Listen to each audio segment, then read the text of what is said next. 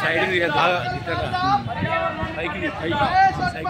जय स्वच्छ भारत, जय स्वच्छ भारत,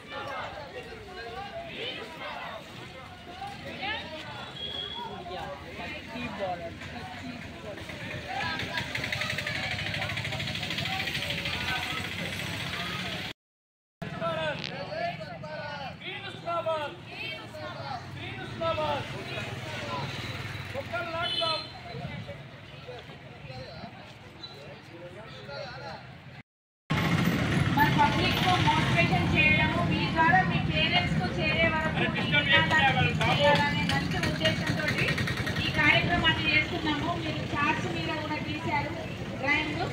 మరి ఈ ప్రోగ్రామ్ ఒక డ్రాయింగ్కో, సైకిల్ ర్యాలీకో, ప్రేయర్ చేయడానికో కాకుండా మనము సేవ చేయడంలో భాగంగా మన పట్టణాన్ని పరిశుభ్రంగా ఉంచుకోవడంలో బాధ్యతగా మనం పనిచేయాలనే ఉద్దేశంతో ఈ కార్యక్రమం మీతో చేయించడం జరుగుతుంది నాన్న. ప్రతి ఒక్కరూ కూడా హుస్నాబాద్ పట్టణాన్ని పరిశుభ్రంగా ఉంచడంలో మీ వంతు బాధ్యతగా మీ ఇళ్లలో, స్కూళ్ళలో, మనం పనిచేసే కార్యాలయంలో మనం శ్రద్ధగా క్లీన్ అండ్ గ్రీన్గా ఉంచుకోవాలనే మంచి ఉద్దేశంతో హుస్నాబాద్ను తీర్చిదిద్దుకోవడంలో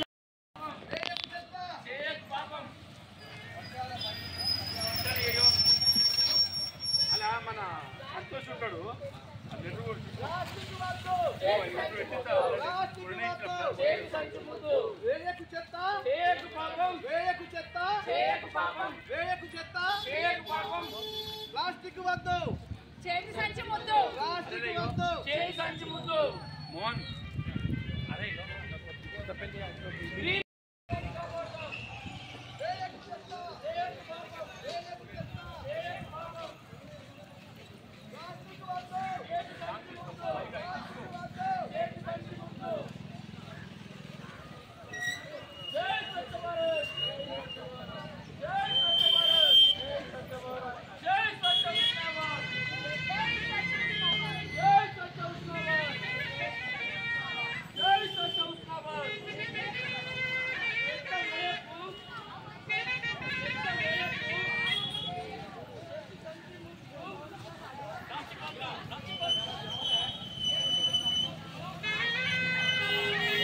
ఏంటిరా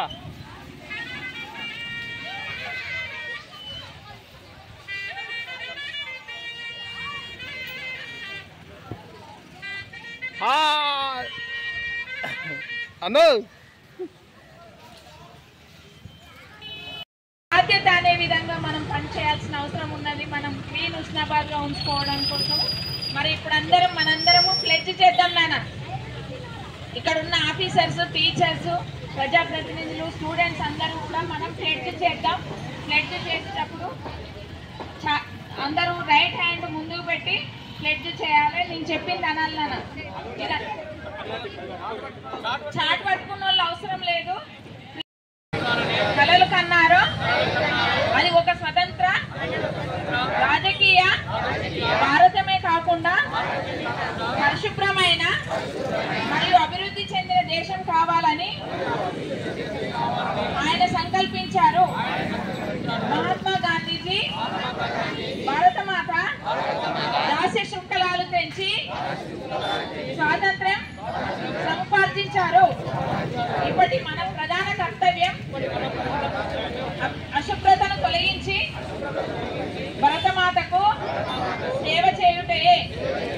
నేను పరిశుభ్రంగా ఉండడంతో పాటు పరిసరాల పరిశుభ్రత కోసం కొంత సమయం కేటాయిస్తానని వ్యక్తం చేస్తున్నాను.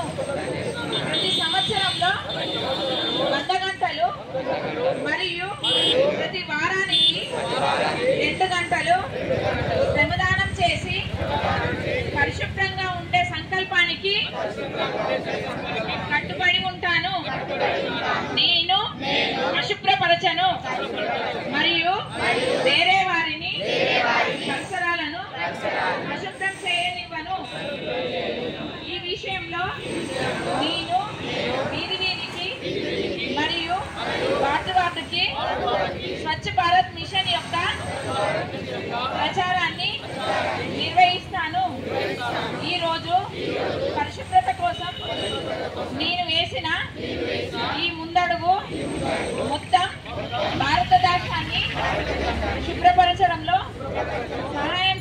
చేస్తానని నమ్ముతున్నాను.